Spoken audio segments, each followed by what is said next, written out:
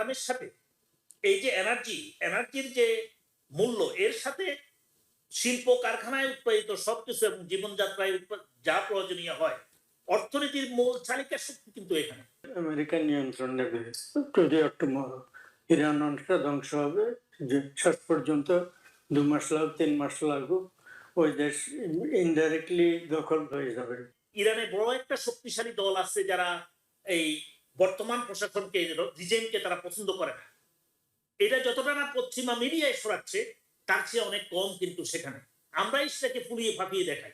সমস্ত জিনিসপত্রের দাম বেড়ে যাবে, জনগণের সাফারিং বাড়বে। বাট অলরেডি মাত্র তো শুরু হলো, 3 সপ্তাহ এখনো হয়নি। আগে সাপ্লাই গুলো এখনো মজুদ আছে, কিন্তু বিদ্যুৎ সাপ্লাই থেকে শুরু করে ইন্ডাস্ট্রি, কলকারখানা বন্ধ হয়ে যাবে। শ্রমিকরা লক্ষ লক্ষ কোটি কোটি শ্রমিক বিশ্বব্যাপী বেকার হয়ে যাবে।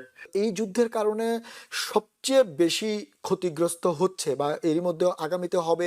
আমরা বিশ্বব্যাংকের কিছুদিন আগে রিপোর্ট দেখলাম, IMF এর রিপোর্টে দেখলাম, সেটি হচ্ছে তৃতীয় বিশ্বের দেশগুলো, তাদের অবস্থা কিন্তু এখনো বোঝা যাচ্ছে না, কিন্তু সামনে এটার ইম্প্যাক্ট পড়া শুরু হবে। এবং এরই মধ্যে বেশ কিছু দেশে শুরু হয়ে গিয়েছে। তেলের বাজার আসলে কতদিন টিকে থাকবে, তেলের $100 উপরে ব্যারেল হয়ে গিয়েছে এবং এই অর্থনীতিবিদরা ধারণা করছে সেটি 120+ হতে পারে যদি এভাবে চলতে থাকে, আরেক সপ্তাহ যদি হয়। তো যখন এরকম হবে, বাংলাদেশের মতো দেশগুলো যাদের অর্থনীতি 25-30 বিলিয়নের রিজার্ভ, তারা আসলে কিভাবে টিকে থাকবে? একটা কোভিডকালীন সময় গেল, তারপরে ইউক্রেন রাশিয়া ওয়ার গেল, এখন আবার ইরান আমেরিকা ওয়ার। এরপরে এই দেশগুলোর মানে জনগণ বা তাদের যে অর্থনৈতিক উন্নয়ন বা তাদের যে লক্ষ্যমাত্রা নির্ধারণ করেছে সেগুলো ঠিক মতো তারা পরিচালনা করতে তো হিমশিম খাবে। আপনি কি মনে করছেন এই জায়গাটাতে? বিশ্ব অর্থনীতিতে বড় ধরনের একটা বিপর্যয়ের আশঙ্কা দেখছি। আমরা অনেকেই বলছি যে আমেরিকার অর্থনীতির খুব একটা ক্ষতি হবে না। মহমুদুল্লাহ ভাই সহ আমাদের বুদ্ধিজীবী সমাজ যারা এখানকার রাজনীতির সাথে সম্পৃক্ত, তারা পরিষ্কার জানি শুধুমাত্র আমাদের পক্ষ থেকে প্রতিদিন $1 বিলিয়ন অস্ত্র খরচ হচ্ছে। Forget about the infrastructure cost, all those ships, plane, third radars, all those things. Just ammo, $1 billion+ খরচ হচ্ছে পার ডে। এই জিনিসটা কিন্তু একটু হিসাবে রাখতে হবে। আমরা কম ক্ষতিগ্রস্ত হচ্ছি না। আমাদের হয়তো তেলের জন্য আমরা বেঁচে থাকবো, তেলের জন্য দরকার নেই। এই যুদ্ধেতে যাওয়ার পরে আমাদের যে হিসাবের ক্যালকুলেশনটা মহমুদুল্লাহ ভাই বললেন যে ক্যালকুলেশনটা হয়তো বা ভুল হয়েছে, হয়তো না, অবশ্যই ক্যালকুলেশন ভুল হওয়ার কারণে যেদিকে 3 দিনের ভিতরে আমরা যুদ্ধ জয় করে চলে আসছি, সেই দিকে আজকে আমাদের FCC কমিশনারকে বলতে হয় যে এখানকার main stream news media misleading information যাতে না দেয়, যেটা জার্মানি একসময় করেছিল হিটলার। সংবাদপত্রের টুটি চাপে ধরা, যে আমি যা বলি সেটাই বলে যাও, সত্য কথা বলতে পারবো না। আজকে আমরা এখন এই আমেরিকার মতো জায়গায় আমাদের সাংবিধানিক অধিকার রয়েছে যেখানে কথা বলার স্বাধীনভাবে।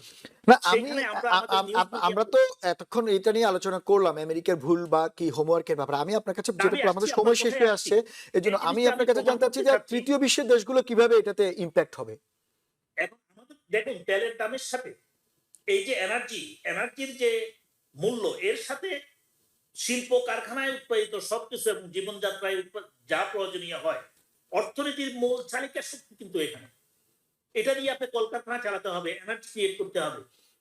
এমনকি হাউস হোল্ড এনার্জি, যেটা আমাদের দেশে কনডেন্স, যে ইভেন এলএনজির কথা বলছেন আপনি। জি, এই জিনিসগুলো কিন্তু এখান থেকে যায় এবং সেখানে যায় বোতলজাত হয়। এখান থেকে যাইতে না পারলে যেমন বিপর্যয় হবে, আর যাওয়ার ক্ষেত্রে যতই কস্ট বেড়ে যাবে সেটা ভোক্তা হিসাবে আপনার আমার গায়ে আছে। যার ফলে তৃতীয় বিশ্বের অর্থনীতিতে বড় ধরনের বিপর্যয়ের আশঙ্কা দেখা দিচ্ছে। এবং আমরা মনে করি আমেরিকা এবং ইসরায়েলের চেয়ে সবচেয়ে বেশি ক্ষতিগ্রস্ত হবে ইউরোপ এবং বহির্বিশ্বের দেশগুলো, যারা মধ্যপ্রাচ্য ভিত্তিক এই তেল এবং অন্যান্য যে তেল এবং গ্যাসের দুটোর যে এবং তাদের বাই প্রোডাক্ট, এগুলোর উপরে নির্ভরশীল তাদের এনার্জি মার্কেট। যার ফলে অর্থনীতি যেমন বিপর্যয় দেখা দিচ্ছে, তেমন করে রাজনৈতিক ক্ষেত্রে, অর্থনৈতিক বিপর্যয়ের ক্ষেত্রে রাজনৈতিক বিপর্যয়ের যথেষ্ট সংযোগ রয়েছে। আপনি বারবার বলতে চাচ্ছেন যে ইরানে বড় একটা শক্তিশালী দল আছে যারা এই বর্তমান প্রশাসনকে, রিজেমকে তারা পছন্দ করে না। এটা যতটা না পশ্চিমা মিডিয়ায় ছড়াচ্ছে তার চেয়ে অনেক কম কিন্তু সেখানে। আমরাই সেটাকে ফুলিয়ে ফাঁপিয়ে দেখাই আমাদের মিডিয়া। না হলে আপনি দেখুন, যখন প্রকাশ্যে সহযোগিতা করার কথা বললো, বিপ্লব করো, আসো, সামনে আসো, আমরা তাদেরকে ভঙ্গ করে দিয়েছি, আমরা তোমাদেরকে আকাশ থেকে সাপোর্ট দিচ্ছি, কয়জন বেরিয়ে আসছে, কি হয়েছে? বরঞ্চ যখন তো কুর্দিশ ফাইটারদেরকে যখন আমরা পাঠাতে বললাম, তারাও বললো যে সেখানে আমরা যাবো না, it is not a small country. So এখন ইরানের যে প্রস্তুতি, ইরান প্রথম জুনের যে যুদ্ধে, গত জুনের যে যুদ্ধে, সেই প্রস্তুতি তারা নিয়ে রেখেছে যে আরেকটা যুদ্ধ আসবে। এবং ইরানের পররাষ্ট্রমন্ত্রীর কথা যদি আপনি একটু ফলো করেন, তাহলে বুঝতে পারবেন আমাদের আর হারানোর কিছু নেই। তুমি তো সব জায়গায় বোম্বিং করেছো, আর তোমার সাথে যখনও দুইবার নেগোসিয়েশন করতে গেছি, নেগোসিয়েশনের শেষ পর্যায়ে আমরা রাজি হলাম, তুমি তাও আমাদেরকে নেগোসিয়েশনের দিকে ব্যস্ত রেখে তুমি অ্যাটাক করলে। আপনাদের এই শোতেই বলেছিলাম যে আমেরিকা অ্যাটাক করবে এবং তার সমস্ত প্রস্তুতি সম্পন্ন হয়েছে এবং যে কোনো মুহূর্তেই এখন এটা আপনাদের এই শোতেই আমি তার মানে আপনার আপনার পক্ষ থেকে আপনি যেটা বলছেন যে তৃতীয় বিশ্বের দেশগুলোর থেকে ইউরোপের বেশি ক্ষতি হতে পারে, আপনি তেমনটা ধারণা করছেন। মাহমুদুল্লাহ ভাই, করিম ভাই যে ব্যাপারটি তুললো যে $1 বিলিয়ন খরচ হচ্ছে প্রতিদিন, আমরা সেটার বিভিন্ন রকমের জরিপও দেখলাম, কিন্তু আমেরিকা তো আসলে অনেক এত বোকা নাকি যে আপনার যা খরচ করবে, যদি হরমুজের নিয়ন্ত্রণ আমেরিকা নিয়ে নিতে পারে এই যুদ্ধের মাধ্যমে, যেটা আমেরিকা চায় এখন এই মুহূর্তে, যে হরমুজের নিয়ন্ত্রণ নেয়ার জন্য, তাহলে তো এর চেয়ে কয়েক গুণ বেশি প্রফিট বেনিফিট করতে পারে। কারণ আমরা এর আগে বিভিন্ন যুদ্ধগুলো তো দেখেছি, ভেনিজুয়েলাতে সবশেষ দেখলাম আমেরিকা যে পরিমাণ লাভবান হয়েছে ভেনিজুয়েলা থেকে, প্রেসিডেন্ট ট্রাম্পের পক্ষ থেকে বলা হয়েছে 100 মিলিয়নের উপরে তেল তো এর কিছুদিন আগেও ছাড় পেল। তো সেক্ষেত্রে মানে এটা কি যুদ্ধ নাকি এক ধরনের বিনিয়োগ? মাহমুদুল্লাহ ভাই কি বলবে, এটা কি বিনিয়োগ মনে হয় আপনার কাছে? না, সেটা অন্য কথা, সেটা না। করিম ভাই মনে কিছু বলতে যাচ্ছে, একটু করিম ভাই একটু কি? আমি বলতে চাচ্ছিলাম যে এই সব প্রোপাগান্ডা, ট্রাম্প কিন্তু he loves propaganda, he wants to be always in the news. সে যে কথাটা বলছে ভেনেজুয়েলার ব্যাপারে, ভেনেজুয়েলা নিয়ে আপনি কিভাবে আপনি প্রোপাগান্ডা বলছেন, সেটা আপনার পক্ষ থেকে দাবি করছেন, কিন্তু আবার তাদের পক্ষ থেকে বলা হচ্ছে না এটা সঠিক। আসলে এখন এই দুই পক্ষের মাঝামাঝিতে যারা পড়ছে, আপনার কংগ্রেশনাল বাজেট কমিটি যে সমস্ত রিপোর্ট দিচ্ছে, আমাদের ভেনেজুয়েলায় যে লাভ তো দূরের কথা, ভেনেজুয়েলার তেল উত্তোলন করতে যে ইনফ্রাস্ট্রাকচার ডেভেলপমেন্ট করতে হবে, সেই জিনিস আনতে আগে, সেই টাকা উদ্ধার করতে, ক্যাপিটাল ইনভেস্টমেন্ট উদ্ধার করতে আগামী 30 বছর তেল উত্তোলন করতে হবে। আচ্ছা সেটা তো অন্য, সেটা অন্য আলোচনা, ভেনেজুয়েলার আলোচনা আমরা আরেকদিন করব। আরেকটা কথা আপনার সুন্দর কথা উঠেছেন যে হরমুজ প্রণালী যদি আমরা দখল করে নেই, সেখান থেকে আমাদের যে ইনভেস্টমেন্ট, যুদ্ধের যে খরচ, হাজার হাজার খরচ, সেটা উঠে এনে সেটা হয়তো তেল বসাবেন। সেই উপরে যদি কোনো আপনি টোল বসান, ট্যারিফ বসান, আপনি কোনো কিছু বসান যে আমি হরমুজ প্রণালীকে নিরাপত্তা দিব, আমার জন্য এটা দরকার, তাহলে হবে কি এনার্জির দাম কত গুণ বেড়ে যাবে আপনি জানেন? এখন তো কোনো খরচ ছিল না, যার ফলে ইউরোপ এবং বিশ্বের অন্যান্য দেশ যারা মধ্যপ্রাচ্যের তেলের উপর নির্ভরশীল, তাদের ইকোনমি এবং রাজনৈতিক এবং সামাজিক জীবনে বড় ধরনের নেতিবাচক প্রভাব পড়বে। মানে একটা ঝুঁকি থাকছে। সবচেয়ে বড় সমাধান হলো এই সমস্যার একটা যৌক্তিক সমাধান না। ইরানের পররাষ্ট্রমন্ত্রী যেভাবে চেয়েছে তাদেরকে ক্ষতিপূরণ দিয়ে আমেরিকা মাথা নত করে, ইসরায়েল মাথা নত করে সবকিছু নিরাপত্তা দিয়ে আসতে হবে, তা হয়তো কখনোই সম্ভব না। আমেরিকা কখনোই তার মাথা নত করবে না। না, সেটাই বলছিলাম যে আপনি একটু থাকেন, আমরা মাহমুদুল্লাহ ভাই অনেক কিছু বলতে পারছে না, উনিও চেষ্টা করছে বলার জন্য।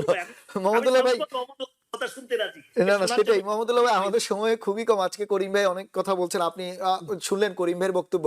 আপনি কি করিম ভাইয়ের বক্তব্যের সঙ্গে একমত যে করিম ভাই যেটি বলছেন যে আমেরিকার এই ক্ষতি, এবং একটা কথা উনি বলছেন যদি আমেরিকা নিয়ন্ত্রণ নেও হরমুজ, তাতেও কিছু সমস্যা থেকে যায়, যেমনটা উনি বলছেন যদি টোল বা ট্যারিফ বসানো হয়, তাহলে সমাধানটা কি? আপনি অদূর ভবিষ্যতে কি সমাধান দেখেন এই যুদ্ধের?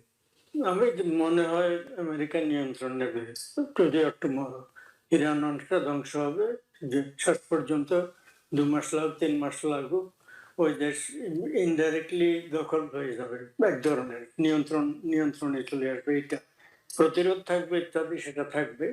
এটা একটা। তার হরমুজ প্রণালী ওখানে টোল আরোপ করা হবে না, নিয়ন্ত্রণে আসবে। পুরো মধ্যপ্রাচ্যের মালিকানা অনেক কিছু, আপনারা অনেক কিছু চেঞ্জ দেখতে পারবেন। আর যেটা উনি উল্লেখ করেছেন, আমি ফার্দার এটা বিশেষভাবে বলবো যে তৃতীয় বিশ্বের অর্থনীতি ইনক্লুডিং আমাদের মাতৃভূমি বাংলাদেশ, জন্মভূমি বাংলাদেশ, সেটা মানে ভয়ঙ্কর ভাবে ক্ষতিগ্রস্ত হতে বাধ্য।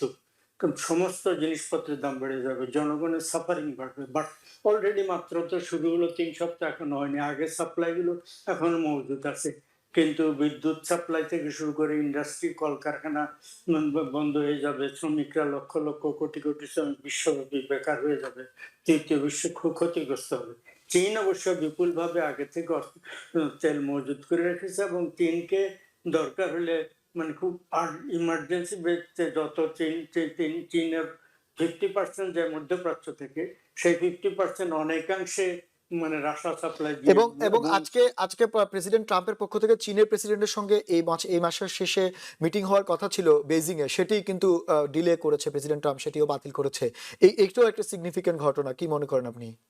হ্যাঁ, সেটা সিগনিফিকেন্ট।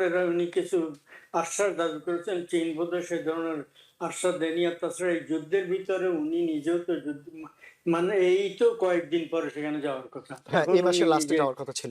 ভার্চুয়ালি উনি যেতেও পারতেন না। ফলে এখন এইটা মোকাবেলা করা ওনার জন্য জরুরি।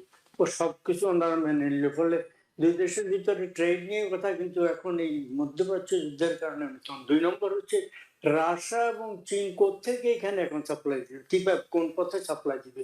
ওখান থেকে প্লেন এসে ইয়াতে ইরানে ল্যান্ড করছে, ওখান থেকে শিপ আসছে। আগে যদি গিয়ে থাকে সেটা অন্য কথা। আগে এর ভিতরে এই যুদ্ধ শুরু হওয়ার পরে তো তাদের পক্ষে সম্ভব না, এটা physically, virtually, practically, tactically impossible, ওখানে হতে পারে না। আগে যদি গিয়ে থাকে সে নিশ্চয়ই যুক্তরাষ্ট্র জানে কি গিয়েছে যাচ্ছে, তাদের সব পৃথিবীর 1 বিলিয়নের বেশির গাড়ি, করিম সাহেবের গাড়ি সহ সবগুলো রাস্তায় যায়। আমি বামে যাব না বাঁয়ে যাব, আকাশ থেকে বলে দে তুমি এবারে ডাইনে যাও, হঠাৎ করে আপনি ভুল করুন, তুমি ভুল করেছো এবার এইভাবে যাও। সেখানে কোথায় কি সব দেখছে, কোন নেতাকে কোন জায়গায় হোটেলের কোন রুমে ছিল কেবল সেই রুম মারতে পারছে, মানে পাতাল পাতাল গৃহে মারতে পারছে। ফলে সব ক্যালকুলেশন তারা জানে। চীন রাশিয়া থেকে এখন তো কিছু আসতে পারে না, অসম্ভব। এবং কোথায় কি হচ্ছে তারা জানে। কিন্তু at the end of the day আমি মনে করি ইরানের ভার্চুয়াল নিয়ন্ত্রণ, মানে দখল না, এর ভার্চুয়াল নিয়ন্ত্রণ যুক্তরাষ্ট্রের হাতে আসবে। এবং এইটা ইরান একটা মধ্যে হরমুজের নিয়ন্ত্রণের কথা বলছেন আপনি? না, হরমুজে না, ও আচ্ছা, ইরানের কথা বলছেন আপনি। হ্যাঁ, ইরানের 2 নম্বর হচ্ছে পূর্ব মধ্যপ্রাচ্যে। আমার তো বয়স হয়ে গেছে, থাকি না থাকি বলে রাখলাম এই কথাটা। পূর্ব মধ্যপ্রাচ্যে মানে রাজনীতি, ভৌগোলিক ইত্যাদি অনেক কিছু মেজর সব পরিবর্তন আপনার দেখবেন।